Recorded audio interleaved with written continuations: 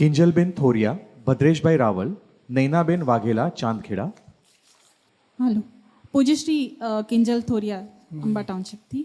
પૂજ્યશ્રી, adjustment લેવાય છે મતભેદમાં સમ્યક બુદ્ધિથી, પણ અહંકારને એમ સમજાવાય છે કે કોઈને દુઃખ નથી આપવું, એમ એવી ચાવી વપરાય છે. કારણ કે હજી જુદાપણાની જાગૃતિ નથી, એટલે મોક્ષ માર્ગમાં મતલબ એમ લાગતું નથી કે હજી ભવ સુધી મોક્ષ આવશે. ના એવું નથી. આ મોક્ષ માર્ગમાં ચાલુ થયું, એ પહેલું પગથિયું માંડ્યું કે દુઃખ આપવું નથી. કેમ તો કે મહીથી સુખ ચાલુ થયું. દુઃખીઓ બીજાને દુઃખ આપ્યા વગર રહી જ ના શકે. આ સુખ ચાલુ થયું આત્માનું, એટલે તો હવે દુઃખ આપવાના બંધ કરવાની શરૂઆત થઈ. મોક્ષ માર્ગમાં જ ચાલુ છે. એવું બહુ મોક્ષ થશે નહીં એવું શંકા રાખવાની જરૂર જ નથી. થશે જ, 1, 2, 3 અવતાર પૂરું થશે. આપણે કહે ને કે આ રસ્તે ચાલો. તમે કહો છો ફાઇલનો સંભાવે નિકાલ કરવાનો છે, એટલે અહંકારને એમ સમજાવાય છે કે ફાઇલને સંભાવ નિકાલ કરવાનો છે. કેટલું સરસ કહેવાય. આ જ મોક્ષ માર્ગની શરૂઆત થઈ કહેવાય. અને બરોબર છે, દુઃખ ના આપીને જ શરૂઆત થાય, પછી બીજું દુઃખી ના થઈને બીજું સ્ટેપ વધાશે.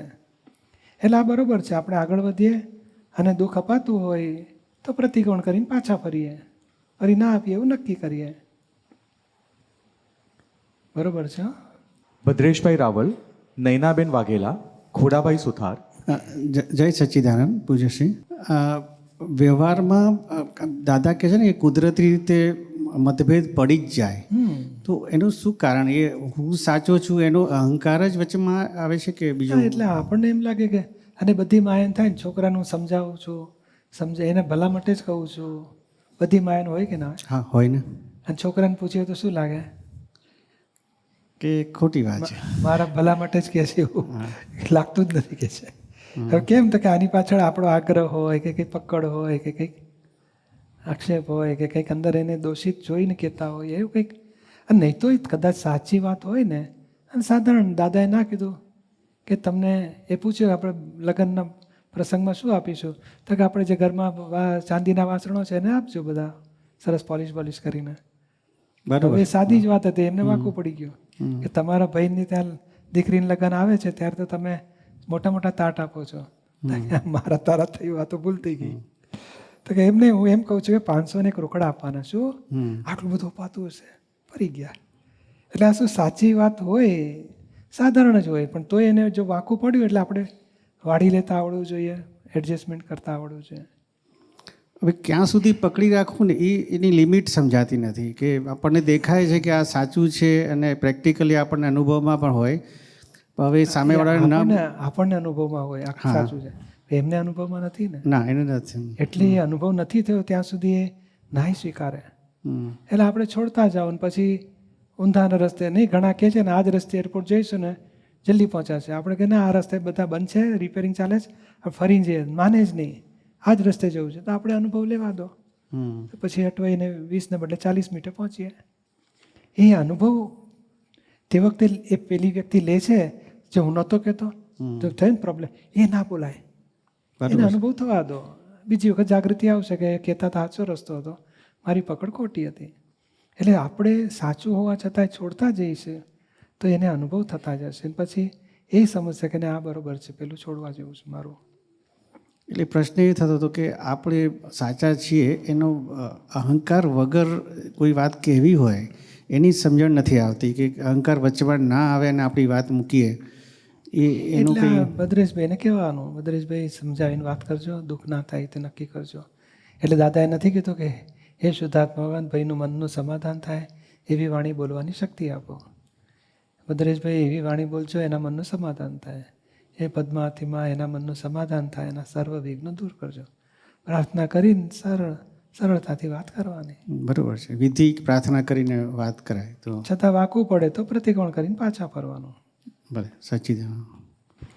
નૈનાબેન વાઘેલા, ખોડાભાઈ સુથાર. જય સચ્ચિદાનંદ પૂજ્યશ્રી નૈનાબેન વાઘેલા. બોલો. હા, એમાં લખ્યું છે ને એ રીતે કે આવી રીતે થોડી તરછોડ મરાઈ ગઈ છે, એટલે એના રિલેટેડ થોડા સ્ટેપિંગ લીધા છે. પ્રતિક્રમણ સામાયિક બધું ધમધોકાર ચાલુ ને બધું કર્યું છે. એવી રીતે ફરક ઘણો બધો પડી ગયો છે. આજે પોતે બી આટલું વરસાદનું વાતાવરણ હતું તો એ સેવા માટે બધાને લઈને આવ્યા છે ને એવી રીતે બધું આજે અત્યારે હાલ આવેલા છે. અને કાલે જ્ઞાન ડે છે અમારો બહેનો, તો ફાઇલ 1 ને 2 નો, બરાબર. તો તમે અમને આશીર્વાદ આપો સ્ટેપિંગથી આગળ વગાય, મોક્ષે જ જવું છે. અને પછી અત્યારે પ્રત્યક્ષ આવ્યા છે, જો રજા હોય તો માફી માગી લઉં, તમે જે રીતે કહો તે. ના બસ આપણે બીજી વખત પ્રેમથી એડજસ્ટમેન્ટ એવું કરો, એકબીજાને દુઃખ ના થાય, એકબીજાની ભૂલ ના કાઢીએ, અને સામાન્ય આનંદ થાય, સુખ થાય એવું આપણે ગોઠવણી કરીએ. બરોબર છે? હા, એટલે એ રીતે અંગાથી કહેવાઈ ગયું છે, બહુ હા, એટલે હવે પૂરું થઈ પસ્તાવો ગયું. થાય છે કે આટલું બી બહુ, ના હવે પૂરું થઈ ગયું. એટલે ફરી એમાંથી વખતે હવે છૂટવું જ છે. ફરી વખતે ના બોલો એટલે એમને સમજાઈ જાય કે ના, એમને દિલમાંથી કાઢી નાખ્યું છે, હવે નહીં બોલતા. હા, જય સચ્ચિદાનંદ પૂજ્યશ્રી. ખોડાભાઈ સુથાર, અડાલજ. જય સચ્ચિદાનંદ. ખોડાભાઈ સુથાર. પૂજ્યશ્રી, બહુ સરસ વાતો નીકળી. જે સિદ્ધાંતની વાતો છે કે મતાગ્રહ છૂટે તો જીવન ભલે સંસારી હોય પણ આનંદમય થઈ જાય. એટલે આજના ટૉપિક પ્રમાણે મારે થોડી વાત કરવી છે કે હવે જ્ઞાન પછી એવું સમજાય છે કે આપણો જે આ ગત ભાવના આધારે આ જન્મ છે, અને એમાં જે સંયોગોના આધારે આપણા અહંકારને તોડવા કે અહંકારને જોડવા કે પુષ્ટિ આપવા જે કંઈ મળ્યા છે સંજોગો એ પતિ પત્નીના, એટલે એમાં એવું લાગે છે કે મને તો જ્યાં ત્યાં દરેક જગ્યાએ એમને અમારા ફાઇલ ટુ એ દરેક જગ્યાએ એમ કે મદદ કરી છે.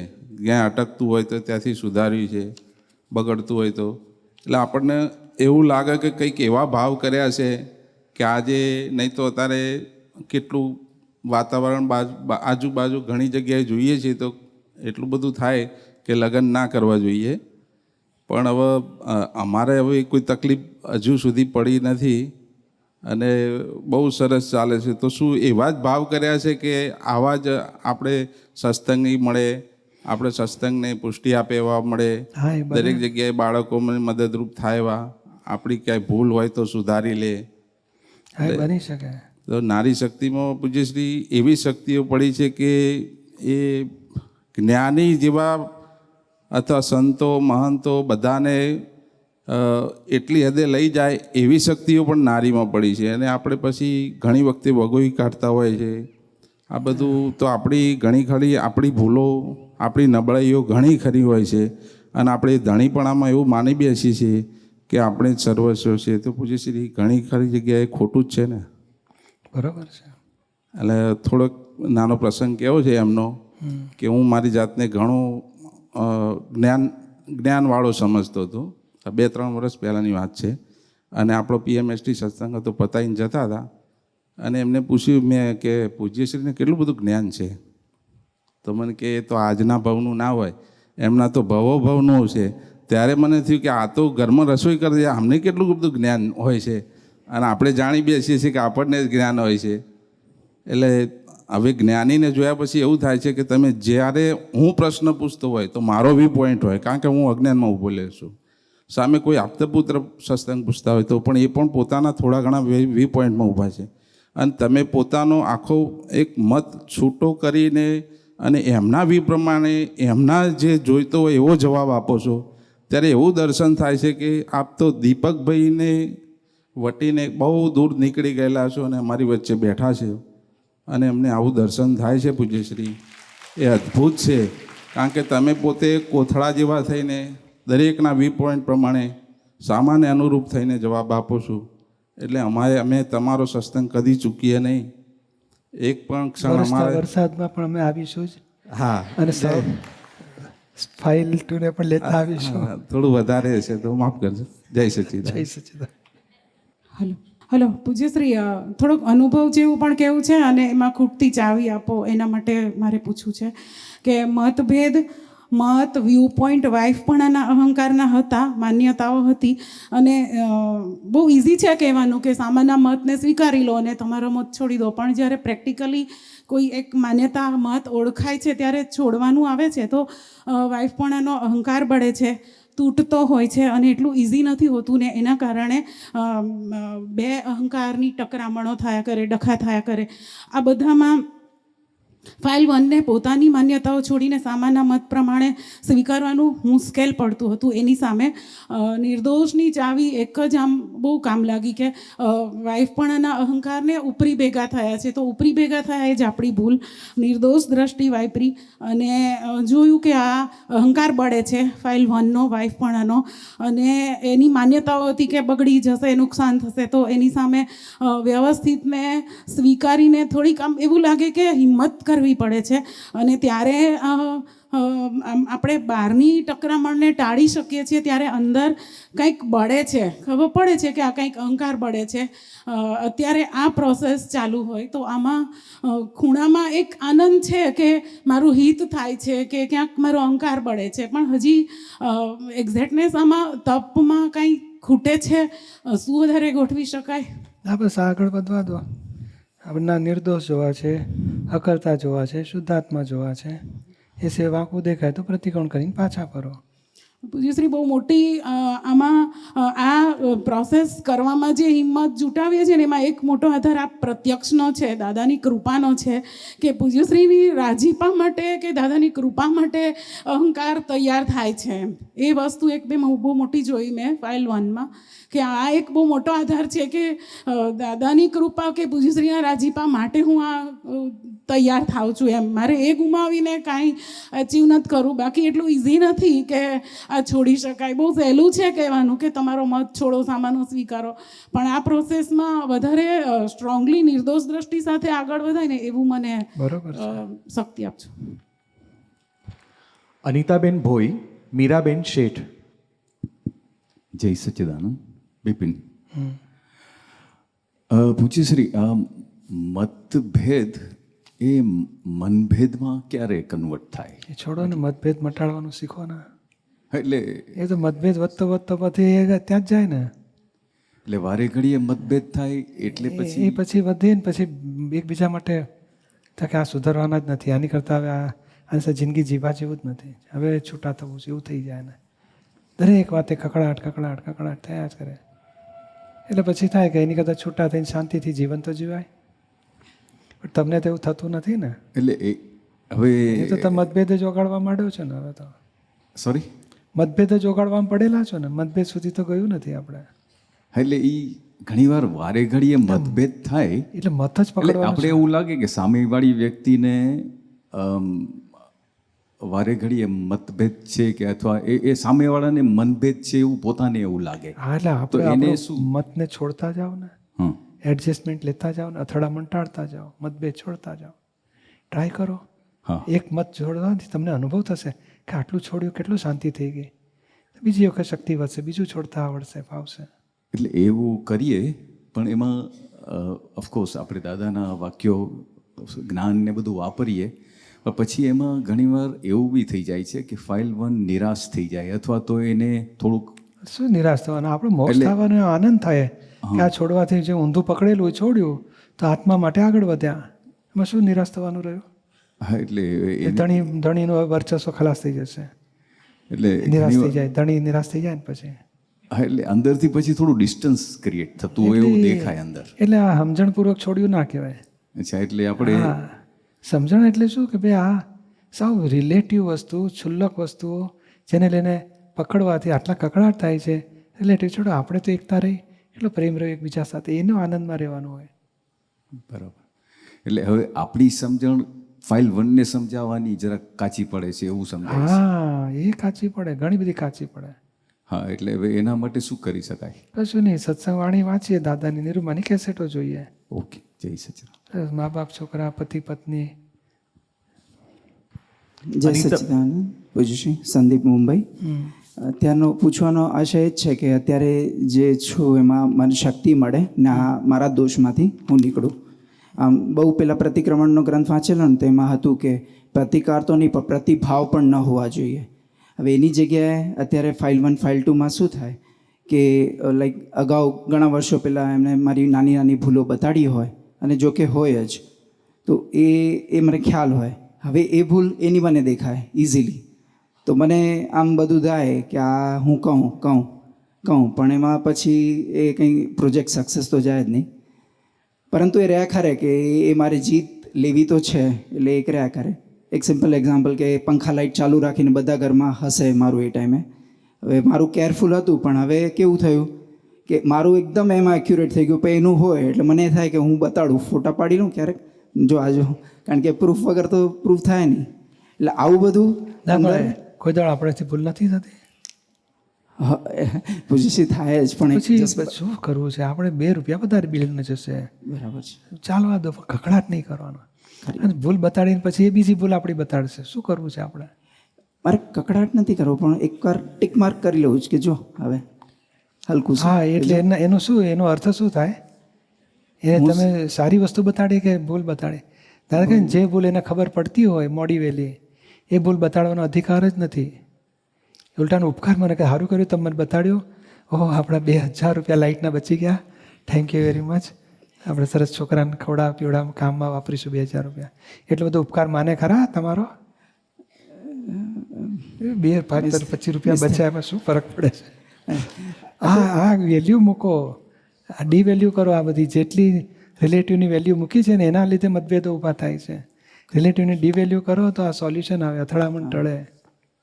પૂછ્યું અત્યારે વાત એકદમ સિમ્પલ છે, પણ હું કેમ પૂછું છું કે મને મારું ખરેખર ઓલું મૂળ દેખાય અને એમાંથી નીકળું. રિલેટિવને ડીવેલ્યુ કરો, રિલેટિવને ડીવેલ્યુ અને એડજસ્ટમેન્ટ લો. ના કીધું જીવતા મરી જાઓ, રિલેટિવને ડીવેલ્યુ કરો. અને આવું કરશે તો એકડો ના માંડો, આમ થશે તો આમ થશે તો આમ થશે તો આમ, એકડો જ ના માંડો અને 0 મૂકી દો. એટલે શું બને છે જુઓ. તો તમને લાગે છે પણ તમે ના હો ને તો ઘરમાં બધી લાઇટ પંખા બધું આમ 24 અવર ચાલુ રહેતા હશે.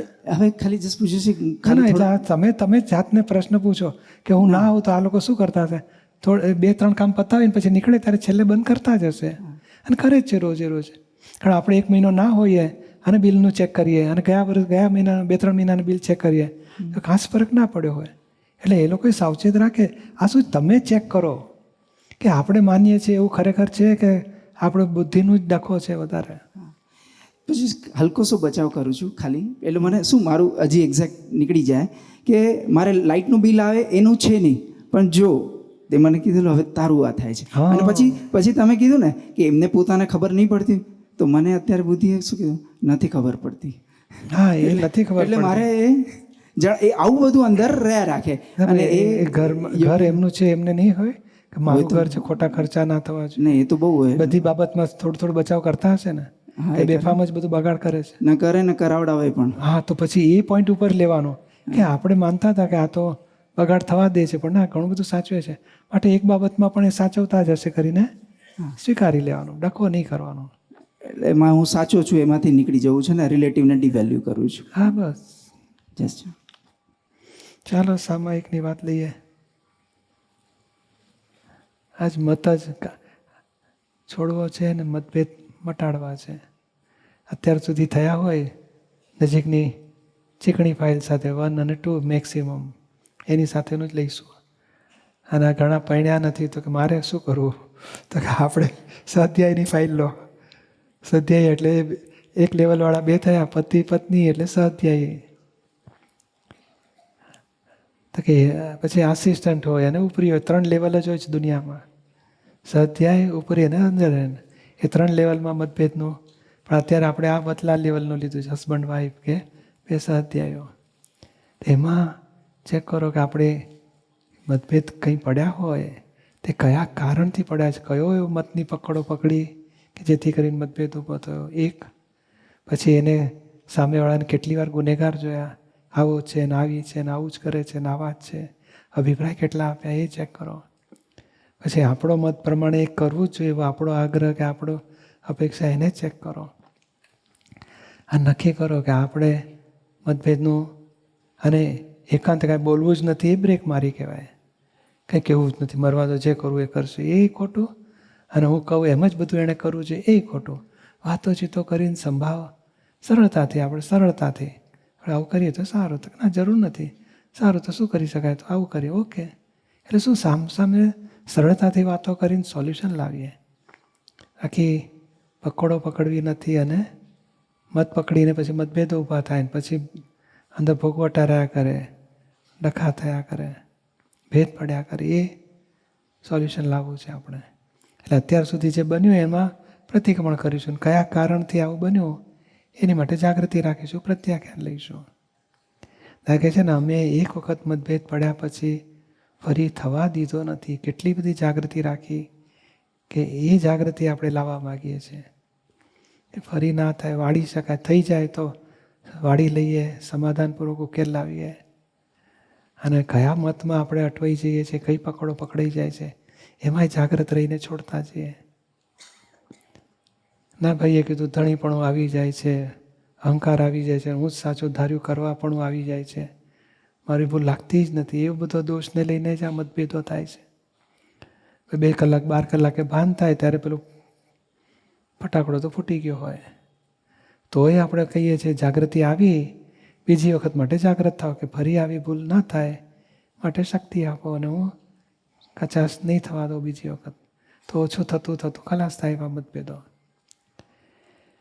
એટલે આજની સામાયિકમાં જોઈએ કઈ બાબતથી, આપણા કઈ પકડોથી મતભેદો ઊભા થયા હશે, ચેક કરો. અને પછી એનું શું નિવારણ લાવી શકાય એનું ગોઠવણી કરીએ કે જ્ઞાન કયું ગોઠવીએ કે જેથી કરીને આવી ભૂલો ફરી ના થાય. ચાલો વિધિ કરીએ. બોલો હે દાદા ભગવાન, હે શ્રી સિમંદર સ્વામી પ્રભુ, મને શુદ્ધ ઉપયોગ પૂર્વક નજીકની વ્યક્તિ ફાઇલ 2 સાથે અથવા સ્વાધ્યાય સાથે ક્યાં ક્યાં મતભેદ ઊભા થયા આખા જીવનમાં, તે પ્રત્યેકને ઓળખી પોતાની પકડો મત કયા હતા તેને જ્ઞાને કરીને સોલ્વ કરાય. ભવિષ્યમાં આવા મતભેદ ઊભા ના થાય તેવી જાગૃતિ વધે, તે માટે સામાયિક કરવાની શક્તિ આપો. ઉમન વચન કાયા મારા નામની સર્વ માયા, ભાવ કર્મ દ્રવ્ય કર્મ નો કર્મ, હે દાદા ભગવાન આપ પ્રગટ પરમાત્મા સ્વરૂપ પ્રભુના સુચરણોમાં સમર્પણ કરું છું. ચાલો સમય કરીશું.